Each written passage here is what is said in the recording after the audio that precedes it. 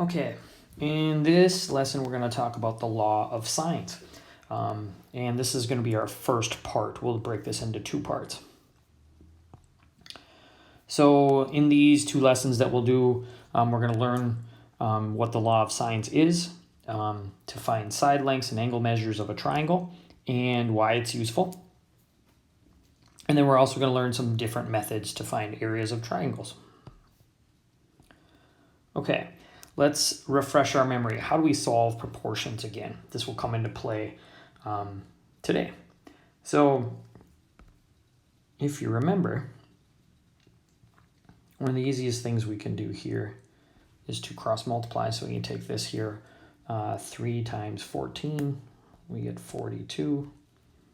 And then we go 4 times x, and we get 4x. We know that those cross products are equivalent, so we have 4x equals 42. Now to solve for x, then we would divide by 4 on both sides, and we would get x equals, and then we would, let's see, that would be 10.5, yeah, right? 42 divided by 4, 10.5. So we know that x then is 10.5. This is how we solve proportions, which you did a bunch when you were in middle school. Okay. All right, so what is this law of sines and what is it used for? That's what we're going to get to. Before we do that, I would like you to take a look at this picture here. What would we need to know if we were to find the area of this sail? So what piece of information would be important? If you remember, area of a triangle is 1/2 times base times the height. Let's see, we have the base, but we don't have the height, right? So what we would need to figure out here is what the height is, okay? In order to be able to figure out what that total area is of that sail and how much fabric we would need. So what could we do? Well, as we just said, area is equal to 1/2 times base times height. Now, if I wanted to find the area of this, or find the length of this distance here, that h value, I know this angle, and I know this. So if I look at just this triangle right here, it's a right triangle, right? Well, I could say, all right, well, this would be the opposite side, and this is the hypotenuse. So I could say then sine of A would be equal to h over c, or h over 2.96. But let's just talk generally here. So h over c. Now, if I do a little algebra with that and get the h by itself, I'd want to multiply by c on both sides. These would cancel, and I'd be left with h is equal to c times sine of A, right? Okay, now if I take this and I replace h with c times sine of A, so now I would have, so really this would be c times sine of A. So now I would have this formula right here. A is equal to 1/2 times B times C times the sine of A. So we've just derived a new formula that really what we're doing is it incorporates, you would use sine to get this, the height, and then I would go ahead and use that. But this just puts all that together to form a new formula. That's really it. So we've just derived a new formula for the area of a triangle. Okay, and so really when you're looking at this,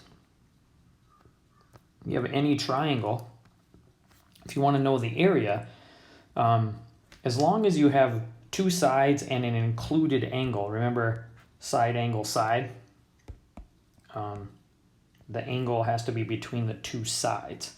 So you'll notice back here in our picture, I have this side and I have this side and I have the included angle 73 degrees. So yep, we were good where I could use that formula to solve.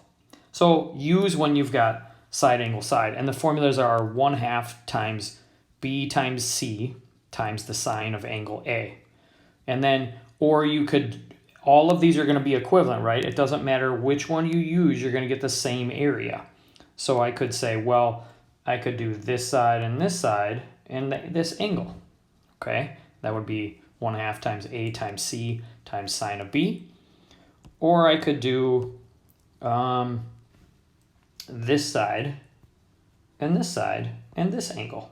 So that would be this last one, 1/2 times A times B times sine of C. So it doesn't matter, you'll get the same answer. You just want to use the one where you've got the information that will work, okay?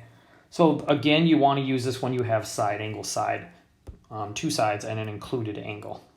So in this case, you'll notice there's no labels, but I do have two sides and an included angle here. So I could say the area of this triangle then would be 1/2 times 3 times 5 times the included angle sine of 40 degrees. Okay, so now I want to type that into my calculator, and when I do that, just don't forget that your calculator is in degrees. So I'm going to do that right now. And then I've got my area. Let's see here. So I'm going to go to mode, go down to degrees, and then I can quit out of there. Second mode to quit. Okay, so now I'm just going to go 1/2.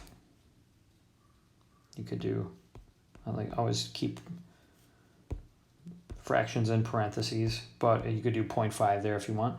And then times 3 times 5, and then times sine of 40. So the area of that triangle will be 4.8 if we're rounding to the nearest tenth, which is what it says to do. So this would be 4.8 square units.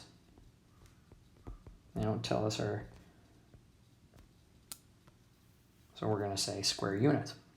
Okay, so that's another formula to find an area of a triangle incorporating sine. Now, those three formulas we just wrote down, okay? They're all equivalent, meaning no matter which one you use on this triangle here, right? You would get the same area. The area is not going to change. So no matter which of these three formulas you use, they're going to be the same. So we can actually use this to derive what is the law of sines. And that's where this is coming from. So, okay. So let's say these three are equal to each other, okay? Which we just stated, right? These three are equal. Okay.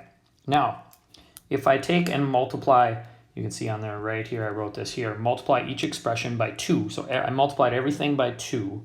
What that's going to do is get rid of the 2 times a half, they're going to cancel out. So you notice the half has disappeared. Then if I take and divide every expression by A, B, C, okay, notice I did that to every one. What's going to happen is now this BC will cancel and this BC will cancel. This AC will cancel, so A and C cancel.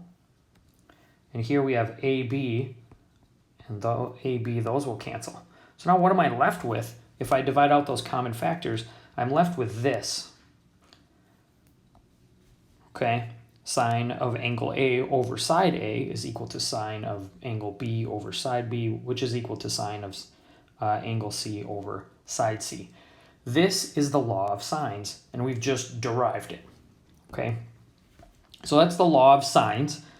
And what the heck is it used for? So the law of sines you want to use when you have angle, angle, side, or angle, side, angle, or side, side, angle. The law of sines is useful because you can find angles and sides of a triangle. Now you already know how to do that, but you only know how to do that when it's a right triangle. Or if you have two sides, then you could do Pythagorean theorem, but that again only works if it's a right triangle. So the nice thing about the law of sines now is I can use this and it doesn't have to be a right triangle, and I can find sides and angles. So that's why it's useful, is because now it opens up another category of triangles that we can start to solve. And so that's the law of sines. We're going to talk a little bit more about how to apply the law of sines next time. That's it. Have a good one. Bye.